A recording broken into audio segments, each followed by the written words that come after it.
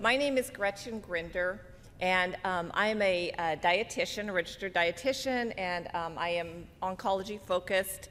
I also work at Fred Hutch as part of the Greenlee studies and the Cook for Your Life website. And I also see people for nutrition counseling. And a lot about what my talk is going to be about today is putting some practical terms into the recommendations that we make around nutrition. So, which is a lot of the work that I do. It is the day-to-day, like how do you take all of these recommendations of eating your fruits and vegetables and make some sense of it? How do you sort this out? Okay, so I'm going to start with a quote from Michael Pollan, who's a food writer. Many of you may be familiar with him. Food is not just fuel. Food is about family. Food is about community, and it's about identity. And we nourish all of those things when we eat well. Okay, so what I'm going to cover today, I'm going to talk a little bit briefly about nutrition after treatment, some of the challenges that people are dealing with, recommendations in general for cancer survivors and where you can find more information on this. I want to bring up eating together and that concept of why it's important to not just think about how we individually eat, but also about how we eat as part of our families, our group, how to set some of those changes into place and make them last, and then also some resources. I'm going to go over some resources for navigating family meals. So what are some practical tips that you can use going forward? So nutrition after treatment is important. We know from quite a bit of research that childhood cancer survivors in general have a lower intake of those vegetables and fruit and lower intake of fiber compared with the guidelines that we make, and that I'm going to talk about in just a little bit here. And these lower intake as children can also translate to poor intake as adults, okay? We also know from more recent research that poor diet quality can also contribute to higher risk of not just like a cancer recurrence, but of chronic health problems later in life. But there are, of course, a lot of barriers that come up when we're talking about eating after treatment. A lot of the things that I hear about are taste and texture aversions that people can have. This can just be going into maybe just those bad memories of certain foods. Eating something after you've had treatment, you've been on a certain medication, the food just doesn't taste good, and that sticks in your brain. You don't want to go back to those foods. And then I think something that comes up quite a bit is just compromised digestion. I've heard this a lot, especially people, adults coming out of childhood cancers. Their digestion has just not been the same. And we know after certain treatments that it really takes a toll on your digestion. And so if you don't feel good, if you eat a food and it's not feeling really good, you're gonna really limit the types of foods that you eat, okay? So that is one thing I always encourage people to do. I'll talk about this in a little bit. Work on your digestion if that is an issue. Okay, this is a QR code for one of the pages at Cook for Your Life. These are recommendations that we make based on recommendations that come from the AICR, which is the American Institute for Cancer Research. They're an organization that takes a lot of they take all the research related to diet, to lifestyle, and cancer prevention, and they summarize it into a resource called the Expert Report. And the Expert Report comes out about every 10 years. They do an update. It looks at those recommendations for each cancer diagnosis, but also sort of an overall recommendation for both cancer prevention and prevention of recurrences. And these are some of our sort of accumulation of those. The number one thing I talk a lot with people about is building a high fiber diet. And that means eating more plant foods. And I recognize that, again, if something's going on with your gut, if your gut is not working really well, this can be a really, really big mountain to climb. I work a lot with people on how do we get your digestion to a place where you want to eat a lot of high fiber foods, and what does that look like? Cook more at home. We do recommend that. It's just a great way to make some healthy choices, and this is going to be a lot of what I talk about later. Third recommendation, maintain a healthy weight. I usually just ask people, try to prevent weight gain as you're getting older. Keep moving. Not my area specifically, but anytime that you can kind of make exercise or activity a part of your lifestyle is going to be very important. And that actually goes back to digestion too for nutritionists. When you're moving, you're helping your digestion. You're also helping to build muscle. That's great. Limiting alcohol. No amount of alcohol is safe. There are specific guidelines on the amounts on pages on our page, on the AICR page, but really limiting anything. And then, of course, we say don't rely on supplements. And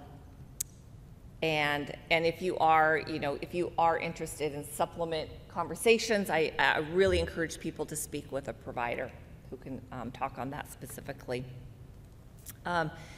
Going a little bit deeper into guidelines, a lot of this is about eating plant foods. So vegetables, fruits, and a whole lot of other things. So one reason that we make those recommendations specifically is because of a group of nutrients called phytonutrients. Phyto just means plant. So phytonutrients means nourishing substances made by plants. And these are compounds that you find in any plant food, or any plant, I should say. And they exist to protect the plant. They protect the plant from insects. They protect the plants from all kinds of other attacks on it. Those same compounds that protect the plants also protect our cells, okay? Certain nutrients, certain phytonutrients have been studied to help with our eye health in particular, like macular degeneration. The carotenoids are really important for that. For our skin, our heart, our brain, our digestive health. These phytonutrients also contain something called antioxidants, which help protect against free radicals. That sounds awful, but it's just a natural process in our bodies. We want to get antioxidants from our diet. One of the antioxidants you hear a lot about would be like vitamin C, which we will get from eating fresh fruits and vegetables. But by eating any plant food, you're getting a lot of others in this as well. They help to repair DNA, causing cancer cells to die. They promote certain phytonutrients promote hormone balance. Where do you find phytonutrients? Like I said, you find it in all plant foods. And the way you can diversify the types of phytonutrients you get in is through color. They actually provide color to certain foods.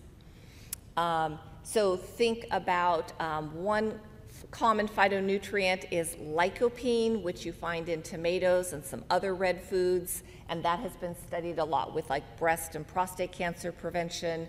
I mentioned carotenoids, which have like an orange color. Those are found, for example, in our winter squash or yams, carrots, things like that, and a lot of other foods. So that whole concept of eating a rainbow of colors, actually, there's some science there's a lot of science behind it. And I do encourage people, one way to get in a lot of great nutrients is trying to hit a lot of colors each day. Okay? Phytonutrients, like I said, you find them not just in your vegetables and your fruits, you find them in nuts and seeds, you find them in legumes like beans, lentils, you find them in herbs and spices. And as this picture hopefully shows, you're gonna find colors in all of these things. You're gonna find, like orange colors in the spiced turmeric. You're going to find yellow in mustard seeds. You're going to find red in your kidney beans. You're going to find those colors in other places besides fruits and vegetables. All of this is important, and all of this helps to build that fiber, okay?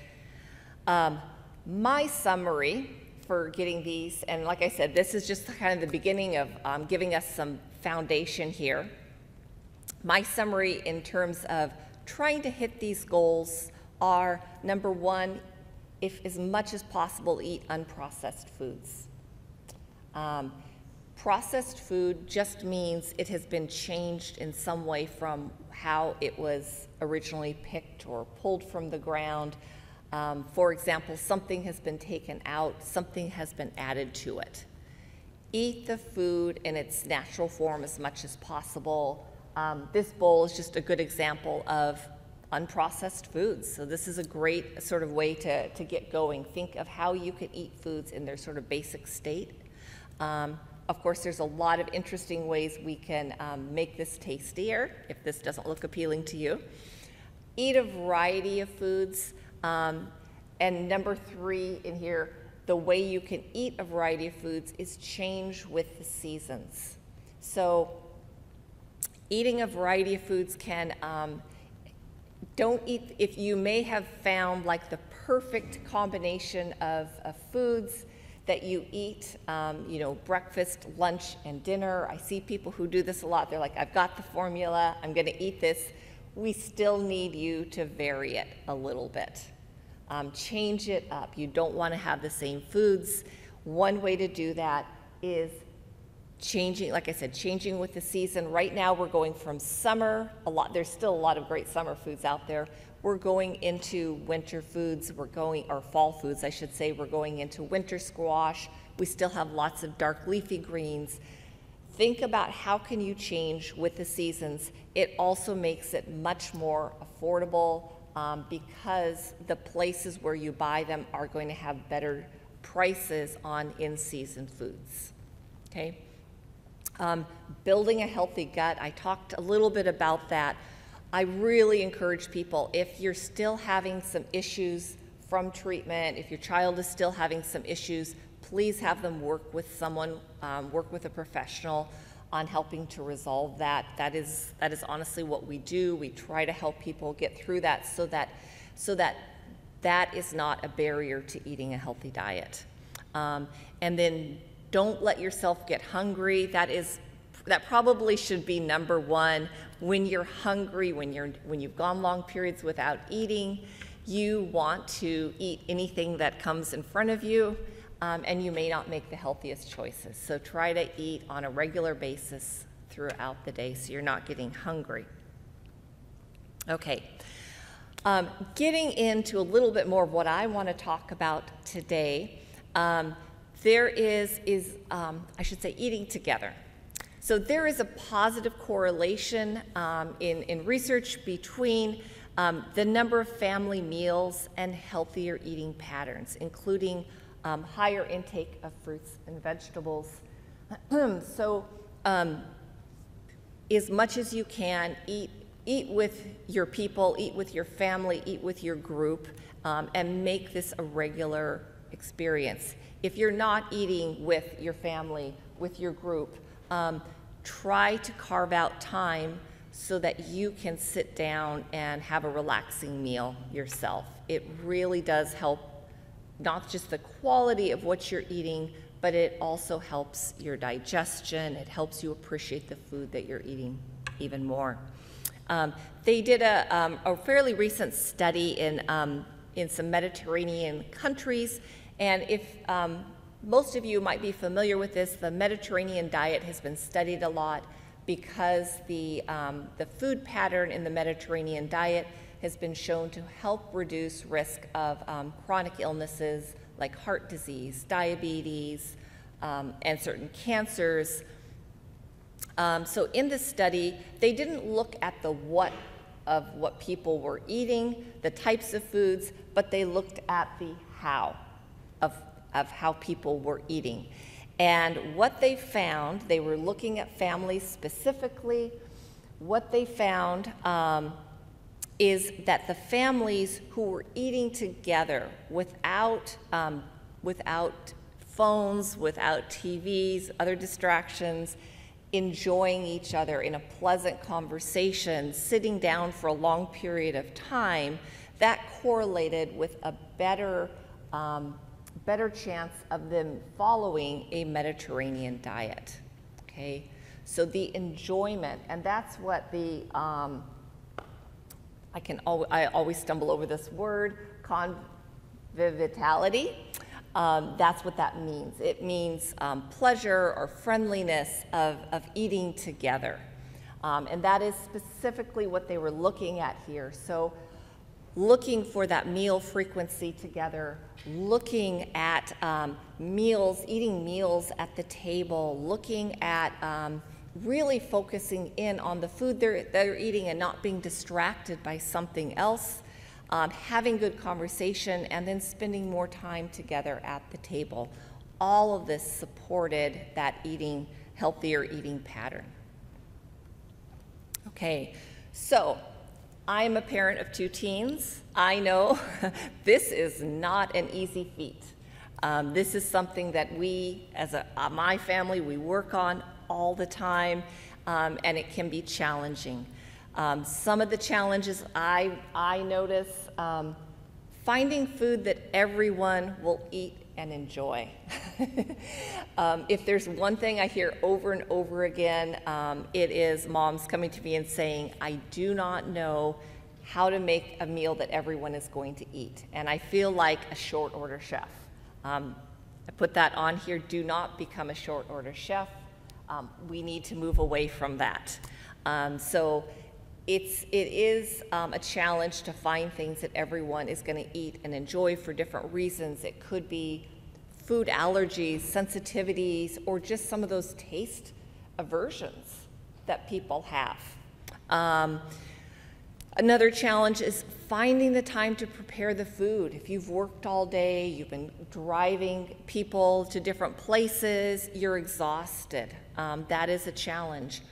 Including healthy foods can be a challenge for numerous reasons.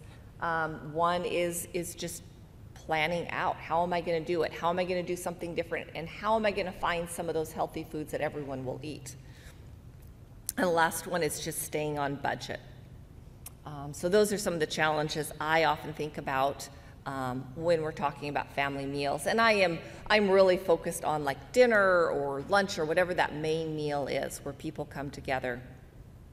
The other thing I'd like to acknowledge is even in families, we have our own unique way of looking at food when gathering at the table because of this. Make mealtime as pleasant as possible. And I say no matter what the food served is. There are going to be days, I'm a nutritionist standing in front of you, and I'm saying there are going to be days where you are not maybe cooking everything that you eat. Maybe you do have to get takeouts. Maybe that's realistic. Make the food that you eat enjoyable. Bring good memories to that experience of eating. That is still very important. Avoiding food rules. Believe it or not, as nutritionists, we do not talk about good foods or bad foods. If you call a food a bad food, you definitely want to eat it, or someone's going to want to eat it. So yeah, try to avoid that as much as possible. Maybe just focus on like what are the foods we want to encourage instead. Practice and demonstrate something called mindful eating. Mindful eating is really being in the present when we're eating food. And I talk about this quite a bit. How are you engaging your senses when you eat? Are you looking at the food that you're eating? Are you smelling the food that you're eating? And are you really tasting the food that you're eating? All of that helps with digestion. It helps with the enjoyment of the overall meal. It helps other people around us enjoy the meal as well. So all of these things are pieces that I really encourage people to focus on when you're eating, even if it's you demonstrating that. Not all foods are going to work for everyone all the time, and that is okay. You are not going to have a perfect menu where everyone in your family enjoys it. That's not going to happen, but we can talk about some strategies for how to work around that. And then I always encourage people, have some alternative foods. I know that my kid, one of my kids in particular may not enjoy this soup that I'm making tonight. I often have a plate of like fruits and vegetables cut up that they can eat. I may have some whole grain, like a whole grain baguette cut up on the table, maybe with some hummus. I will have some easy food alternatives. Maybe it's a side dish of broccoli. My kids will both eat broccoli. I will have some other foods on the table. I know if they only take a few bites of that soup, they're going to eat some other foods, and that is okay. Don't make them feel bad about not eating the foods. If they're trying it, fantastic. Remember, it takes being presented with a food at least, I think it's 15 times. You want to build up comfort with trying new foods slowly. Give them lots of time. Making changes that last, going from maybe a very a takeout, fast food type of diet to a diet where everyone is sitting down and having a healthy meal. That doesn't happen overnight. I work with individuals most of the time, and individuals take a long time to make transitions. So a group is not going to be faster, it may be slower, okay? So give you and your family plenty of time to make gradual changes in all of this. I will encourage, if you're not cooking right now, or you're maybe not finding the time to cook very often, find a routine and find a way to add some more cooking into it. And I will give you some ideas going through this. Why cook? Honestly, you usually are going to have more nutritious food choices, even if it's that side of broccoli or that plate of fruits and vegetables that you have cut up, something like that. It costs less. As much as food has gone up in grocery stores, it's gone up even more, I think, in restaurants. Food is expensive when you're planning it out, and when you're cooking from scratch, when you have the confidence and you find some strategies to cook more from scratch, it costs a lot less. Cooking can be therapeutic. That may sound foreign to people. It feels crazy saying that sometimes when I'm coming home from work, but if you can carve out time a couple times a week where you're either cooking with someone else, or you carve out time where maybe you're cooking alone and you have some great music on, you have a good podcast on, you are just able to relax and enjoy it. Make that a downtime for you as well. It can encourage family bonding. I do love to bake with my kids. That is one thing that we have found that we really enjoy doing together. Do we always bake the healthiest things? We don't. But we're in the kitchen together, and that does lead to other things that are very healthy, like maybe snacking on carrots. It also accounts really, really well for individual preferences. Okay, so if you are someone who's has a family member with a food sensitivity, a food allergy, food aversions, you can much easier account for that when you're cooking the food yourself or you're preparing the food yourself than at a restaurant. At restaurants, it can be really stressful. Okay, ways to build some cooking skills. We have a tortilla soup up there just as an example. That's actually a fairly easy one to throw together. Spend time trying new recipes. There's lots of resources. I cannot believe, in the 20 years I've been in this business, I cannot believe how many recipe sites are out there, including our Cook for Your Life site. But there's a lot of great resources for diving into new things. I used to send people to PCC. They have their cooking classes around here, which are great. And they have a lot of kid-friendly ones, so the whole family can participate in that. Learning new skills in the kitchen. Our website, the Cook for Your Life website, we have many videos, and you can see it. There's a section that shows the different videos that we have, and it is the founder of the website, Ann Gaffney. She has a whole library of like how to cut this, how to cook that. They're just short snippets that give you a lot of detail and a lot of practical skills using preparing and using different instruments in the kitchen. I actually, as much as I love to cook, I still dive in and go to some of her videos just for some inspiration sometimes. Making changes that last. Again, allow everyone to participate. So if you have a kid or you have someone in your family who is a picky eater, allow them to participate in planning that menu and deciding what you guys are going to eat. Make preparation as enjoyable as possible around the meal. I know that is challenging too. How can you make it fun? Learn the new skills together. And then if you find some recipes that everyone likes, pull those aside and make a list of them. I'm going to talk more about this.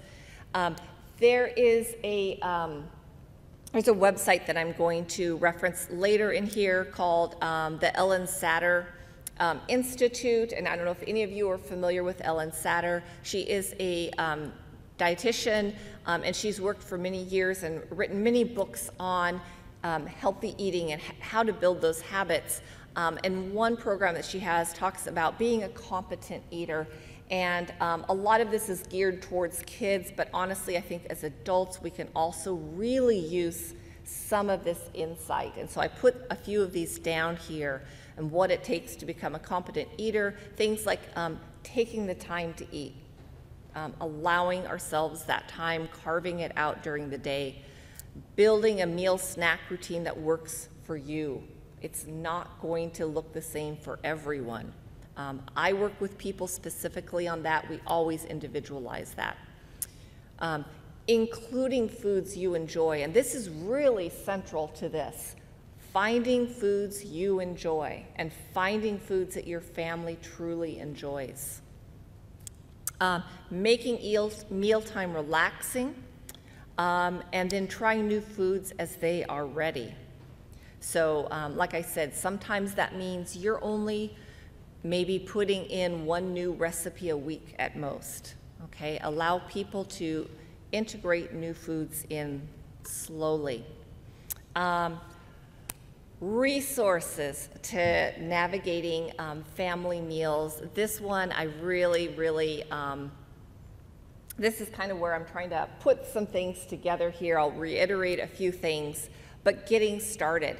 Number one thing, set meal days and times. And if you're eating as a group, eating as a family, this is going to be dictated by different schedules, classes, practices, different meetings, different things. Find a time that works for your family and try to stick with it. Put it on a calendar and build that routine. The next thing I really encourage everyone to do, this is something I go back to maybe quarterly, in fact. Build a list of meals that your family enjoys now, okay? Like I said, you don't make changes overnight as an individual. You're not gonna make changes overnight as a group.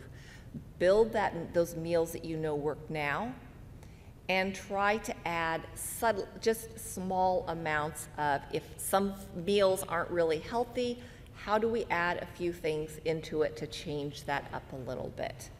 How do we add another recipe in that might work a little bit better? Let's do this gradually. Write these things down so they're in front of you. Set a budget. Set a budget for yourself and stick with that one. Like I said, add one new recipe a week. I think that's, don't go too fast for family members. People don't like change necessarily. Make out your weekly meal plan.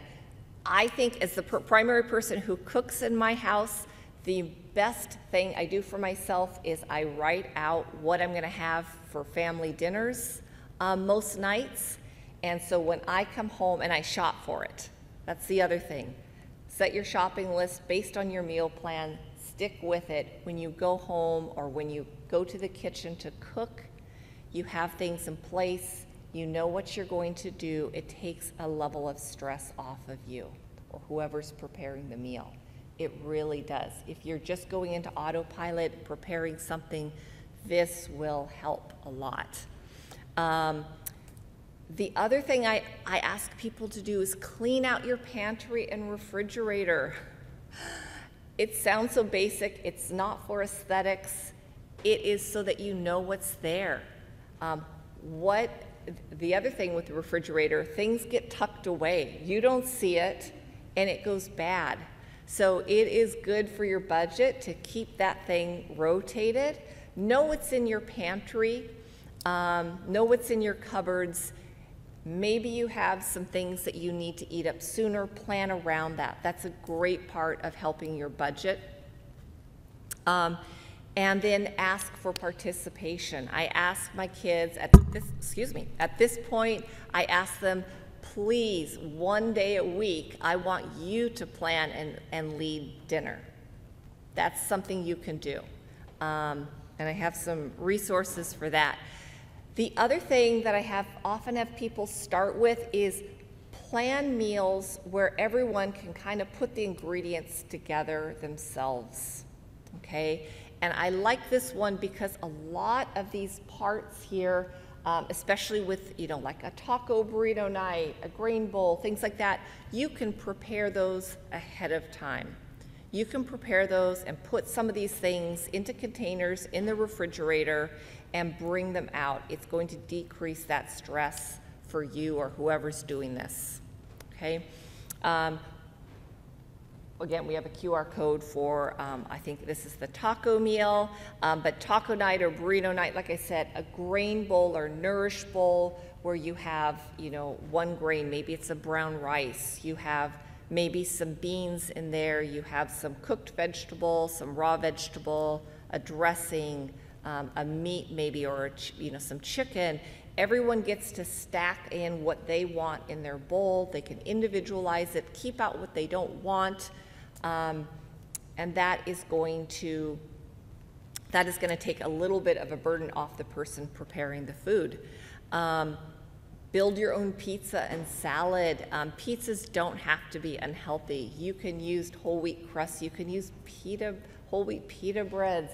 You can use different things for the foundation of that pizza and stack some vegetables, roasted vegetables, whatever on there. And again, this allows for those substitutions that people might need. Here are some recipe collections that we have.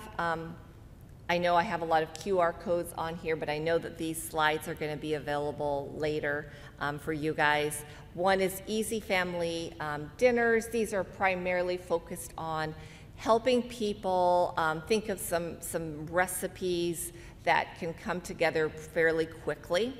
The other one are recipes a whole family can make. So recipes that hopefully you can get some other people who are maybe not as experienced cooking in the kitchen and helping out. The Cook for Your Life website, I mentioned that it was started by a woman named Ann Ogden Gaffney, who's a 3-time cancer survivor herself. She has a huge amount of recipes, videos, different things that she's contributed to it, and we've built on since Fred Hutch took over, but we have a lot of this built out so that in the recipe database, you can go in there and find different recipes for different health considerations, sorted out based on, of course, the type of meal, beverage, snack, preferences like dairy-free, healthy comfort foods. The preparation section is actually my favorite. 3 steps or less, 5 ingredients or less, 1 pot, quick and easy recipes, things like that. And here's an example. A lot of these are really geared for people in treatment, but like I said, the meals, the preferences, preparation, all of those things I think are very useful for anyone. As I mentioned before, there's a few resources I want you guys to be able to reach easily. One is this American Institute for Cancer Research, AICR.org, and their expert report. You'll have to dig a little bit deeper in there to get that, but that is a huge publication, and it is free online. It's great. The Ellen Satter Institute is also a good resource, and then that is our website, A Cook for Your Life. And then I put together this is a 1-week sample meal. It is, when I put together a sample menu, I do not expect people to follow it to the T at all. These are just some ideas that I've put out there. Like I said, I always encourage people, please start from where you're at and build gradually. Think about how you can add in more of those plant foods gradually in a way that's sustainable for you. All of these recipes are available on our website. We do have a resource paper. I wasn't able to print it and bring it in today, but I will make it available to the survivorship group, so it will be hopefully available online, linking all of these. One more thing I wanted to point out. One thing I do for myself often is I do not schedule meals in 7 days a week. I think realistically, I know 1 day a week I'm probably going to get takeout. I'm probably going to give myself a day off. Think about that. Give yourself or whoever's cooking meals some grace. Plan around, if 6 days a week is more realistic for you, if 5 days a week of cooking is more realistic for you, again, start where you're at and build from there. One more thing I want to point out. The other thing I do often when I'm planning some menus, plan things where you can prepare maybe a couple even meals at one time. Lasagnas, I often make lasagnas the day before. I let them sit covered in the refrigerator. I come home the next day, I put them in the oven. So Sunday may be a big preparation day. Monday, less preparation. Another one is Tuesday, I'm going to make extra rice that I serve with the chili. The next day, I'm going to make a rainbow fried rice using the leftover rice. Do things ahead of time so that preparation is either minimized or minimal after the next day. Give yourself some time off. I want to end with, I don't know who this quote came from, but I love this: never eat anything you don't enjoy, and truly enjoy everything you eat. So, thank you.